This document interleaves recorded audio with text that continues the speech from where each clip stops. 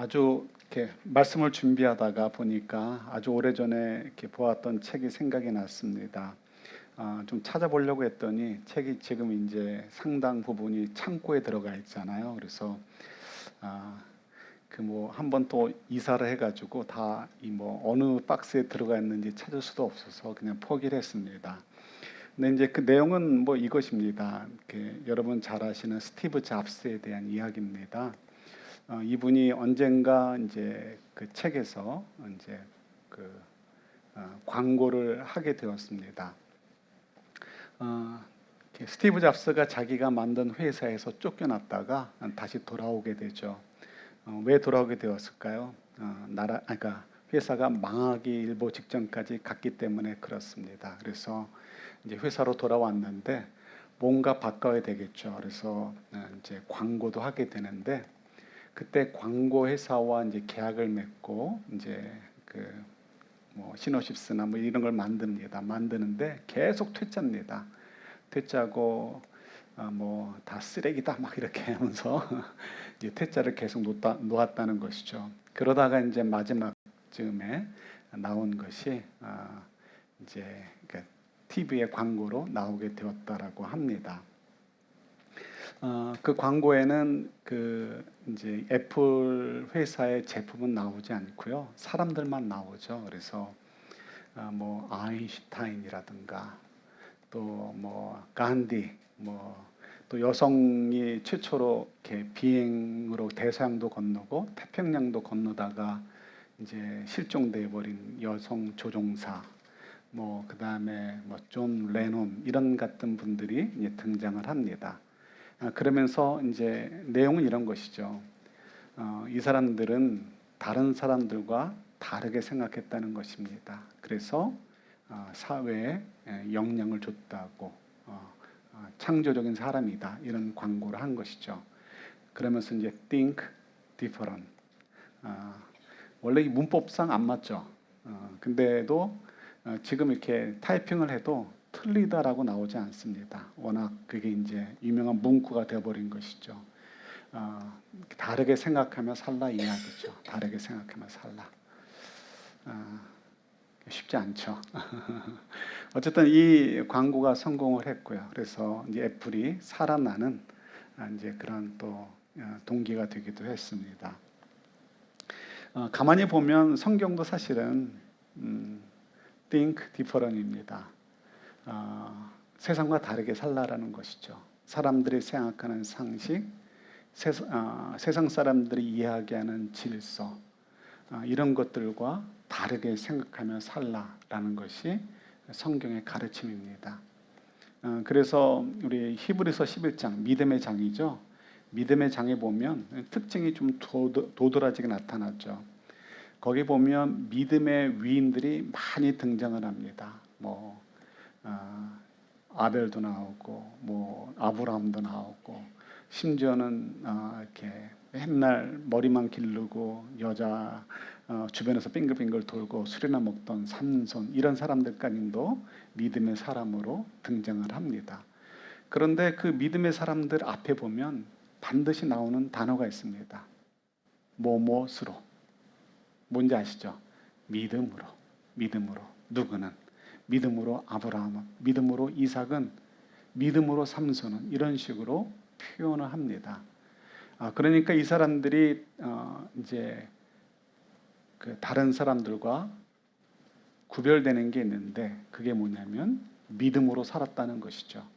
세상 사람들이 생각하는 상식, 사람들이 생각하는 질서, 사람들이 추구하는 어떤 인생의 골 이런 것들과 같이 추구하며 사는 것이 아니라 그들과는 전혀 다르게 살았다라는 것입니다. 그래서 그것을 가지고 이제 우리에게도 도전을 주시는 것이죠. 너희들도 세상 사람들처럼 너희들의 생각, 너희들의 판단, 너희들의 계획, 너희들의 계산, 너희들의 감정 이런 것을 따라 살지 말고 믿음으로 살아라.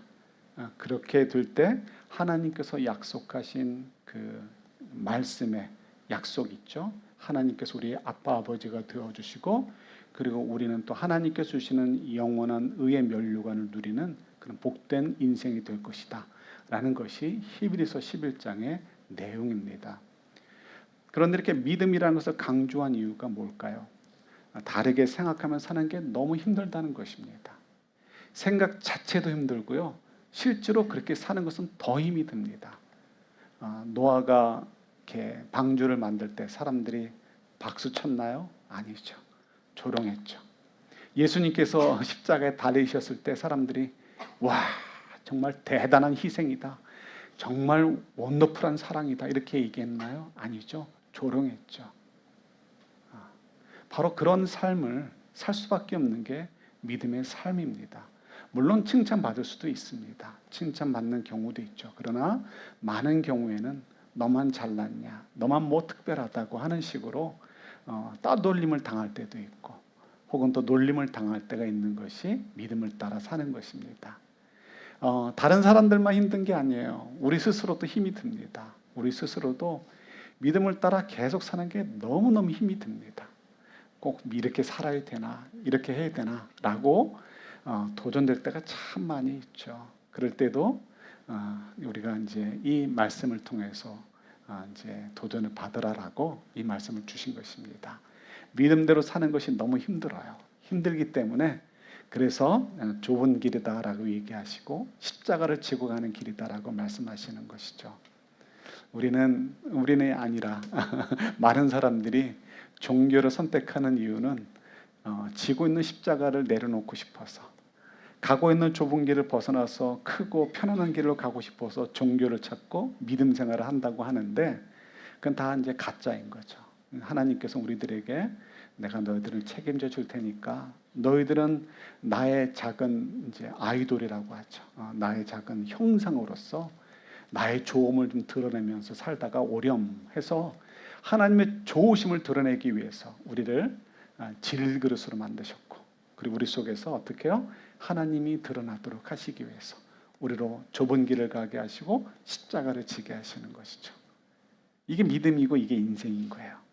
근데 이거를 생각하지 않으면 기복신앙이 되어버리고 실망신앙이 되어버리고 뻥치시는 하나님이 되시는 거예요. 그래서 우리가 잘 말씀을 이해하고 제대로 이제 믿어야 되는 것이죠. 근데 이게 너무너무 어려워요. 주변에서 오는 압박도 어렵고 내 자신도 너무 어려워요. 그래서 이제 주님께서는 계속해서 어떻게 해요?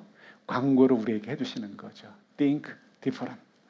근데 그거를 우리한테, 우리 개인한테 자꾸 도전을 주시는 거예요. 도전을 주셔요. 예를 들어서 오늘 본문의 경우도 마찬가지입니다. 오늘 본문을 보면 정말 어려웠던 때예요. 이스라엘이 멸망을 했어요. BC 586년, 587년 그 경에 멸망을 했습니다. 그리고는 하나님께서 몇 년 만에 돌아올 거라고 말씀하셨어요? 예, 70년. 그래도 7년이라고 안 하시네. 70년 만에 돌아오겠다고 하셨어요. 그런데 실제로는 더 일찍 왔어요. 한 50여 년 만에, 그러니까 한 49년 정도 만에, 그러니까 BC 538년에 첫 번째로 이 포로들이 귀환하게 되어집니다. 그러니까 사람들이 얼마나 신났겠습니까? 70년이라고 했는데 50년 만에 돌아왔네. 하나님께서 정말 놀랍게 역사하셨네. 어떻게 우리를 잡아갔던 나라는 망해버리고 그 짧은 시간 동안에, 그죠? 그리고 페르시아 제국이 서가지고 고레스 왕이라는 왕을 통해서 우리를 돌려보내 주실까? 정말 깜짝 놀란 것입니다. 기대가 막 부풀었습니다. 그래서 이제 가면은 우리가 정말 하나님께서 약속하신 그 회복을 누리게 될 거야. 근데 벌써 이 머릿속에 뭐가 들어가는 거예요? 회복하면 경제적, 정치적 안정, 그 다음에 뭐 오늘날로 얘기하면 건강, 뭐 이런 거죠. 그런데 막상 가보니까 만만치가 않습니다. 바벨론 때 다 똑똑한 사람들 다 잡아갔는데 그 빈 땅에 누가 와서 살아요? 다른 이민족들 사람들이 들어와서 이미 털을 내리고 살고 있는 거예요. 우리는 50년 만에 돌아왔어라고 해도 50년이면 너무 긴 세월이죠. 이미 다 누군가 들어와 살고 있는 거예요. 그러니 지금 이스라엘 사람들이 와서 이게 원래 우리 땅이야 하면서 성전을 재건하려고 할 때 이 지금 새로 이주에 들어와 있는 사람들이 협력하겠어요? 협력 안 하겠어요? 협력 안 하죠. 얘네들이 성전을 중심으로 똘똘 뭉치면 힘이 더 세질 것이고, 그럼 어떻게 돼요? 우리가 정말 쫓겨나겠구나 걱정이 되고 위기감을 느끼는 거죠. 그래서 방해랍니다. 그러니까 방해라니까 경제력도 별로 없죠. 정치적으로 불안하죠. 그 다음에 자기들을 보호해주는 어떤 이렇게 뭐 법적인 뭐도 없죠. 군사도 없고 경찰도 없죠. 여전히 자기들 왕도 없죠. 그 상태에서 다른 사람들이 막 방해하니까요, 성전 짓는 거가 중단이 되어버립니다. 그리고 한 20년 정도가 지나서 성전이 이제 다시 이제 세워지게 되죠. 그래서 그때가 70년 정도 지난 후입니다. 그래서 하나님께서 70년 후라고 얘기하셨을 때는 이때를 의미한다라고 저희들이 이해를 해요. 왜냐하면 이유가 이제 있습니다. 자, 이제 그건 잠깐 이제 좀 이따가 말씀을 드리도록 하고요.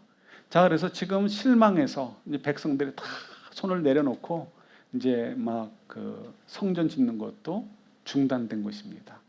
그런데 중요한 것은 하나님께서 원하시는 것은 건물 아니잖아요.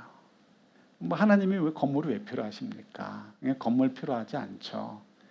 그럼에도 불구하고 하나님께서는 학개와 스가랴를 통해서 성전을 지으라라고 독려를 하십니다. 이유가 뭔지 생각을 해야 되겠죠. 지금 백성들의 마음에 우리가 눈을 집중해 하셔야 됩니다. 관심을 이제 거기다 두셔야 되는 것이죠. 백성들의 마음에는 하나님께서 회복해 주신다고 했는데 좀 더 일찍 왔어요. 막 신나가지고 왔는데 형편은 어떻다? 상황은 어떻다? 전혀 회복되는 것 같지 않은 거예요. 비록 몸은 페르시아 제국의 땅에서 포로로 끌려갔다 땅에서 돌아왔지만 이 땅이 지금 완전히 폐허되어 있고요. 다른 사람들이 들어와서 주인 노릇하려고 하고 있고 그들과 다투고 싸우는 게 너무 지치고 힘이 드는 거예요.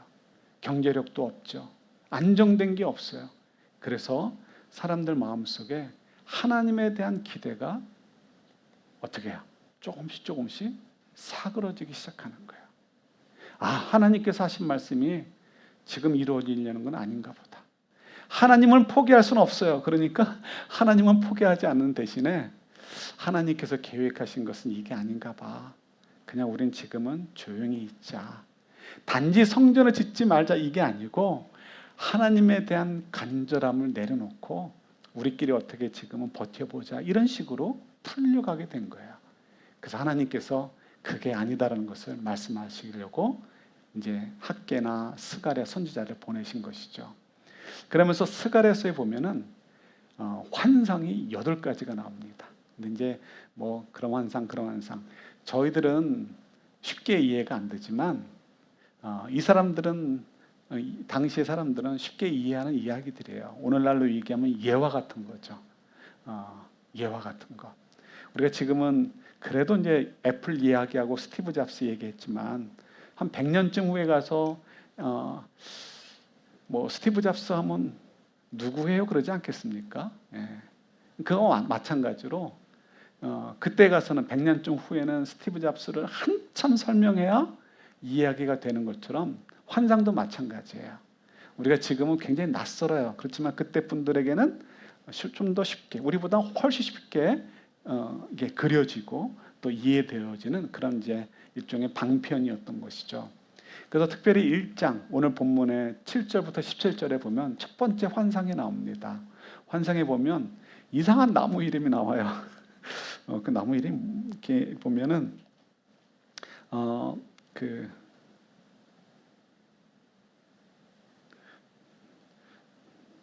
이거 올해도 적어놨나?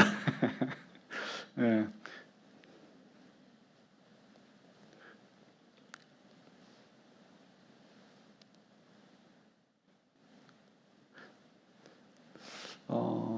이게 무슨 나무지? 화석류 나무. 예, 화석류 나무라고 있는데요. 화석류 나무 하면 저희가 되게 이상하잖아요. 근데 사진을 보면 어디선가 본 나무예요. 그런데 이제 그 나무가 이제 우리 이름이 저희들은 이렇게 되게 이제 낯설죠. 화석류 나무, 화석류 나무. 어렵죠. 이 화석류 나무가 있는데 그 나무 뒤쪽에 이제 말을 타고 있는 사람이 서 있는 거예요. 그리고 그 말은 색깔이 다른 거예요. 붉은 말을 탄 이제 자가 화석류 나무 사이에 딱 있습니다. 근데 그 나무와 말 뒤로 다른 색깔, 뭐 브라운 컬러라든가 이런 컬러, 다른 컬러의 말을 탄 또 사람들이 서 있습니다. 근데 그 사람들이 그냥 있는 게 아니고요. 온 땅을 둘러본 다음에 막 밖에 다니다가 이제 다시 돌아온 거예요. 이제 그런 환상을 보여주시는 거예요. 이런 환상을 왜 보여주셨을까? 우리가 지금 생각하면 잘 이해가 안 돼요. 이해가 안 돼요. 그러나 이제 그때 당시 사람들로서는 너무 쉽게 이해되는 거죠. 그래서 뭐냐면 하나님께서는 지금 조용한 것 같고 침묵하시는 것 같아요. 하나님 백성들이 열심히 기도하고 막 메어 달려고 해도 하나님 백성들의 어려움에 대해서 모른 척하고 계시는 것 같고 그들의 기도를 들어주지 않으시는 것 같고 그들의 형편을 돌아보지 않으시는 것 같으신 거예요. 그래서 조용한 것 같아요. 그런데 가만히 보니까 어떻다고요? 사방에서 뛰어다니면서 일을 보러 다니던 말을 탄 사람들이 몰려드는 거예요. 조용했었는데. 그래서 뭘 이야기하냐면 너무 조용해서 하나님께서 가만히 계시는 것 같지만 하나님의 종들이 사방으로 뛰어다니면서 뭐라고 계시다? 지켜보고 계시다는 거예요. 지켜보고 계시다. 그러니까 지금 이스라엘 백성들을 향해서도 내가 너희들을 향해서 이렇게 너희들이 원하는 방식으로 흘러가지 않는다고 해서 내가 너희들을 향해서 침묵하고 있다라고 생각하지 말아라라고 알려주시는 거예요. 내가 지금 너희들과 함께하고 있고 너희들을 인도하고 있고 너희들의 상황을 내가 지금 다 돌아보고 있단다라고 말씀해 주고 계시는 것이죠. 알만한 거예요. 알만한 내용이에요. 그러나 살다 보면 힘이 들어요. 힘이 들어요. 살다 보면 하나님이 침묵하시는 것처럼 느껴지는 거예요. 그래서 다시 또 하나님께서 이 말씀을 주시는 거예요. 다시 말씀을 주시면서 다시금 리핏해서 백성들이 깨닫도록 도와주시는 것이죠. 그래서 너희들 내가 절대로 가만히 두는 게 아니라 내가 지금 너희들을 돌아보고 있단다. 너희들을 잘 살펴보고 있단다. 너희들을 인도하고 있단다라고 말씀해 주시는 거죠. 그러시면서 힘들지만 염려하지 마. 내가 너희들에게 약속한 것을 다 이루어 줄 거야 하시면서 격려를 해 주시는 거예요. 그러시면서 이제 우리 16절 17절 한번 같이 보도록 할까요? 16절 17절 같이 봤습니다. 그러므로 나 주가 이렇게 선언한다. 나는 예루살렘을 불쌍히 여기는 심정으로 이 도성에 돌아왔다. 그 가운데 내 집을 다시 세우겠다. 예루살렘 위에 측량줄을 다시 긋겠다. 나 만군의 주의 말이다. 너는 또 외쳐라. 나 만군의 주가 말한다. 내 성읍마다 좋은 것들로 다시 풍성하게 될 것이다. 나 주가 다시 한번 시온을 위로하겠다. 예루살렘은 내가 택한 내 백성이 될 것이다. 아멘. 그 말을 탄 사람들이 다 돌아온 다음에 그 일들을 통해서 하나님께서 말씀하고 싶으신 거예요. 내가 다시 너희들과 관계를 회복했기 때문에 너희들 가운데 이렇게 집을 세우고 너희들 가운데 있을 것이야. 너희들은 나의 도성이 될 것이야라고 이제 말씀으로 확증을 해주시는 거죠. 용기를 내라는 것입니다. 자, 근데 여기서 보면 하나님께서 이 도성에 돌아왔다. 하나님께서 지금 예루살렘에 있다라고 말씀하시는 거죠.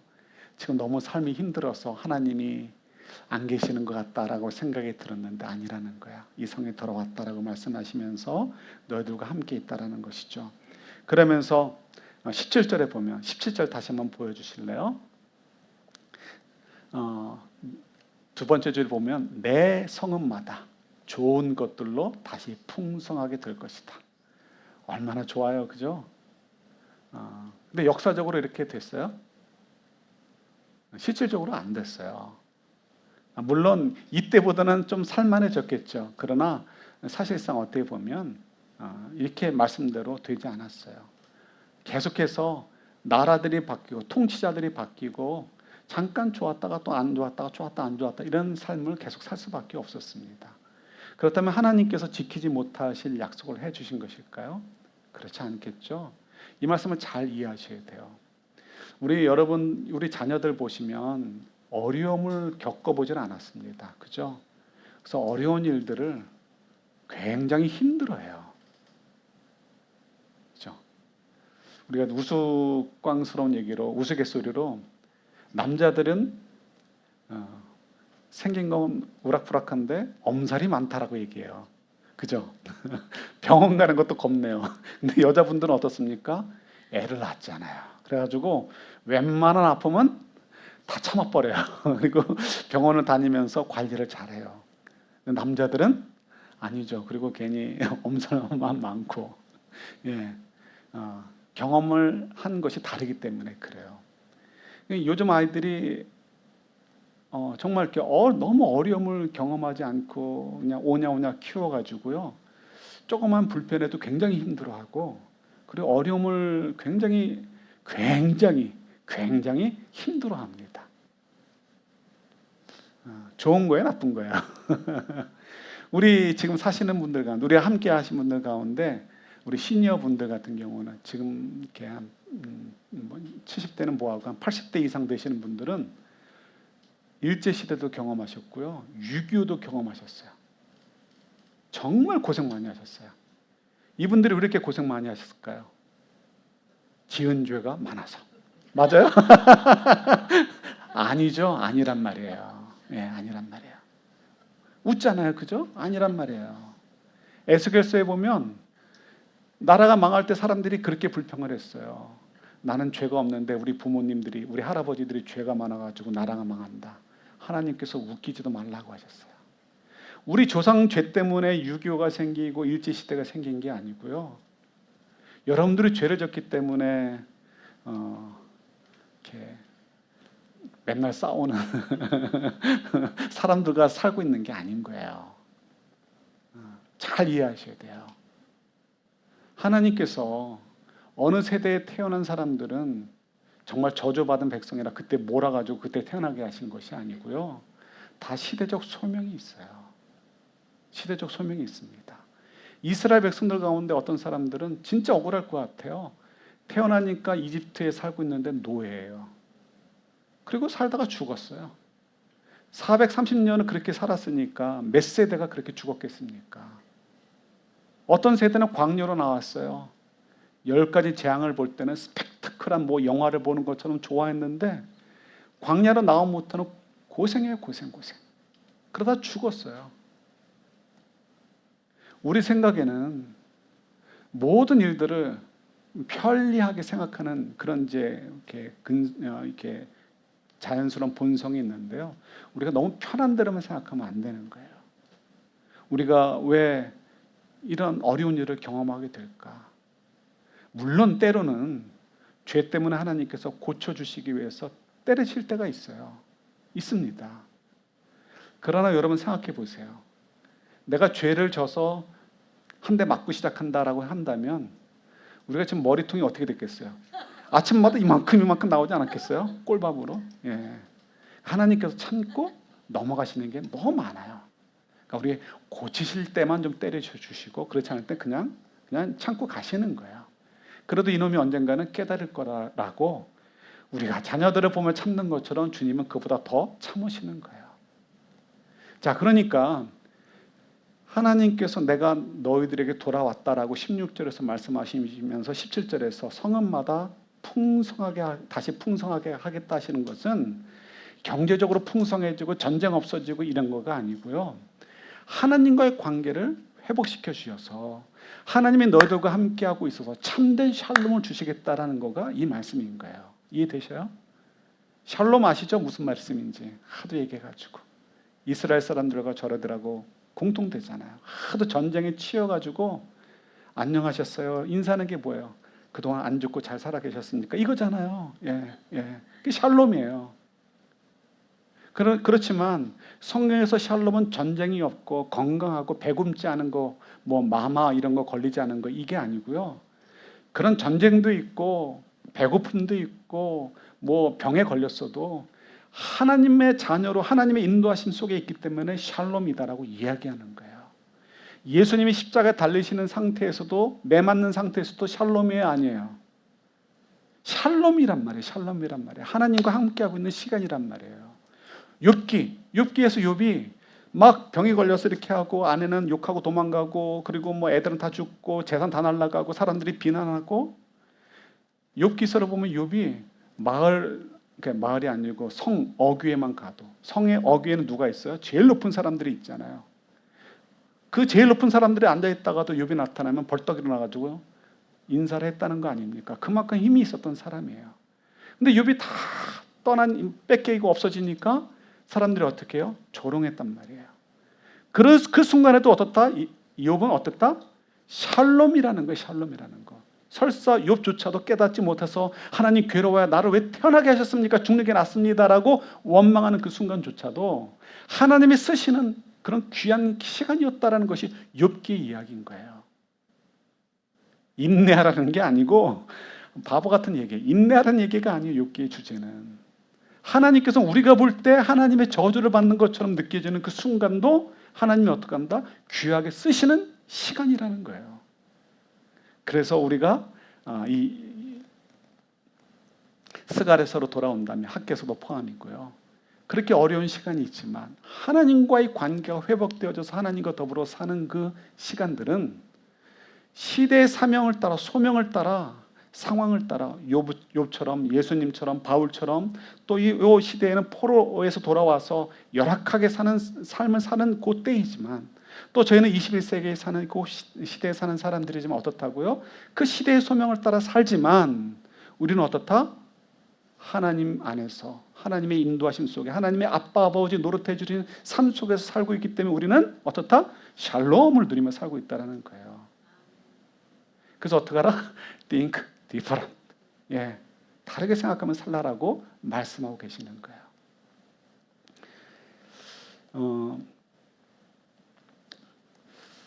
몇 주 전에 이렇게 한국에 나가 계시는 어떤 분과 이제 제 아내가 통화를 하게 되었습니다. 그분의 어머님이 갑자기 넘어지셔가지고 갈비뼈가 부러지셨어요. 부러진 게 아니고 으스러지셨어요. 그래서 뭐 굉장히 고생을 많이 하시죠. 연세가 굉장히 많으셔요. 많으신데 따님이 가니까 얼마나 잘해줬겠어요. 정말 최선을 다해서 돕죠. 그러니까 이 어머니가 너무 좋은 거예요. 다른 사람들이 돌볼 때는 불러도 잘 오지도 않아. 뭐 그랬는데 딸이 집으로 모시고 가가지고는 24시간 돌봐주시니까 너무 좋은 거예요. 그래서 밤에도 1시간마다 불러가지고 깨워가지고 화장실 가겠다고. 그러니 어떻게 해야 돼요? 따님이 죽을 지경이죠. 처음엔 좋았는데 한계가 있잖아요. 그래서 김병에 뭐 없다고. 이 따님이 설명을 합니다. 그런데 이제 이 본인도 몸이 너무 아프고 또 이제 우리 다 똑같으니까 뭐 나이 들면 뭐가 된다? 어린아이가 된다. 우리 다 그렇게 될 거니까. 망고 인류의 법칙이니까. 그러니까 너무 힘이 드니까 이 어머니 입장에서도 따님의 말이 귀가 안 들어오는 거야. 내가 힘이 드니까. 그래서 그냥 1시간마다 또 푸는 거야. 또 부르고. 그러니까 따님이 설명해도 안 되고 하니까 자기도 모르게 확 소리를 지르죠. 그건 집이래. 자기 방에 돌아와가지고 어떻게 해요? 내가 왜 엄마한테 소리 질렀을까? 좀만 더 참을까? 좀만 더 참을까? 그러나 그것이 계속 반복되니까요. 너무 힘이 드는 거예요.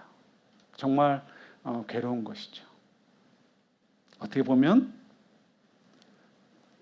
우리가 다 피할 수 없는 거 아닙니까? 다 피할 수 없는 거죠. 그럴 때 우리 마음속에 생각되는 거죠. 왜 하필 우리 엄마가 넘어지셔서 갈비뼈가 부러지셨을까? 왜 내가 우리 엄마를 돌봐야 된다. 왜 하필이라는 것이 우리도 모르게 생각될 때가 있잖아요. 여러분 이런 건 사실 수명이 길어져 가지고요. 어느 누구도 피할 수 없는 과정이에요. 우리가 잘 배워가야죠. 잘 배워가야죠.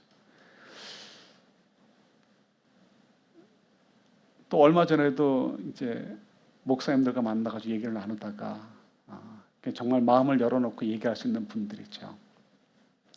선교에 대한 이야기를 했습니다. 선교지에서 오는 소식들이 부담이 다 돼요. 선교지를 어디가 이제 한 군데 연결이 돼서 이제 기도해보고 이게 하나님께서 우리에게 맡겨주시는 데인가 보다 해서 돕기로 결정하고 돕잖아요. 그러다가 이제 어쩌다가 우리가 조금 더 이렇게 목돈을 보내드릴 때가 있죠. 선교지에서는 필요하니까 이제 보내드렸어요. 근데 받은 분들은 어떻습니까? 아, 이분들이 우리한테 마음이 있구나 생각이 들죠. 그래서 또 필요할 때 도움을 청하게 돼요. 우리가 안 가보면 모르는데요. 선교지 나가보면 다 돈이에요. 다 돈. 예, 움직이는 게 다 돈이에요. 제가 단기 선교를 안 나간 지 오래됐는데 교회 상황도 있기도 했지만 나가면 너무 마음이 아파요. 너무 마음이 아파요. 이렇게 물론 이제 복의 관점에 따라 다르겠지만 예, 정말 마음이 아파가지고 막 다 꺼내서 막 이렇게 드리고 와도 마음이 아플 정도로. 예. 그래서 참 나가는 게 겁이 나요. 뭐 육체의 피곤이 아니라 마음이 너무 아파요. 그만큼 정말 그 현장에서는 굉장히 힘이 들죠. 그래서 그분들은 급하니까 우리한테 마음을 열어준 곳에 또 연락을 해줘요. 그러면 우리가 또 무리해서 또 어떻게든지 해서 또 보내드려요. 이제 끝났겠지. 아니죠. 또 연락이 와요. 그러면 어떻습니까? 우리도 모르게 점점 생각이 어떻게 되냐면요.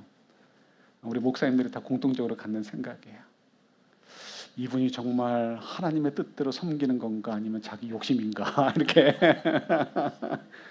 우리 마음속에 물론 그런 생각을 하면서 판단해야 될 때도 있지만 지치니까 생기게 되는 핑계가 되는 거예요. 그러다 보면 나중엔 점점점 이제 그쪽으로 우리 마음이 가게 되는 거죠. 꼬투리 잡기 시작을 해요. 그러면서 이제 지치는 거죠. 어머니 돌봐드리는 것도 지치고, 뭐 우리가 이렇게 섬기는 일도 지치고, 예. 제가 그 2주 전에 뭐였죠? 그 이스터 전에 한 주간 고난 주간에 이렇게 셀링 디온의 그 찬양을 하나 하고요. 그 다음에 처음 듣는 찬양인데 Lord, I'm tired라는 찬양을 정말 많이 들었습니다. 좀 가사를 조금만 읽어드릴게요. 한글로. 주님, 저는 너무나 오랫동안 이 골짜기를 걸어왔습니다.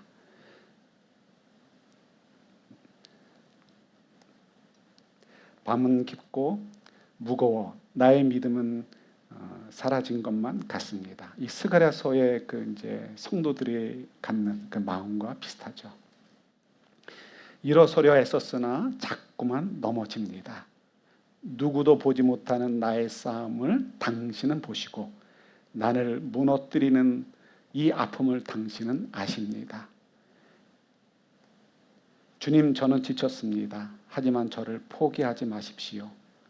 그러면서 이제 뭐 넘어진 베드로를 포기하지 않으신 주님, 뭐 탕자를 이렇게 맞이하시는 주님 하시면서 여전히 당신의 속삭임이 들립니다. 내 아이야, 내가 여기 있단다. 피곤한 이 손을 들어 올립니다. 여전히 당신의 자비가 나를 덮고 있음을 압니다. 나는 버려지지 않았고 망하지 않았습니다. 당신의 은혜가 승리했습니다. 은혜가 이겼습니다. 이런 찬양입니다. 이런 찬양을 이제 사람들이 사랑하죠. 이유가 있죠.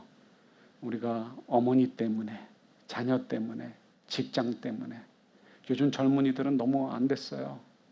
그렇게 똑똑한 친구들이 공부를 열심히 했는데 잡이 오프닝이 안 돼요. 왜 하필 이 시대? 그렇죠? 그런 일들이 참 많이 있습니다. 우리가 섬기는 일들도 그렇고요. 그것만이 아니죠.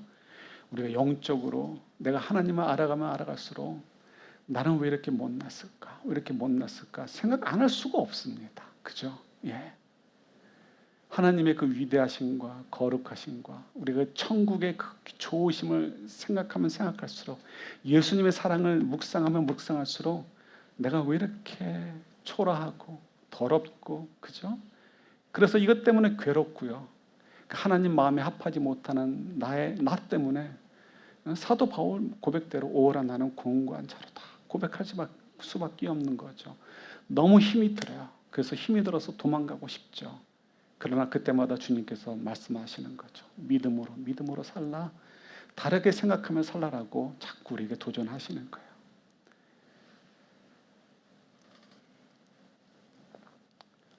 하나님의 그 위대하심, 하나님의 말씀을 기억하라는 것입니다.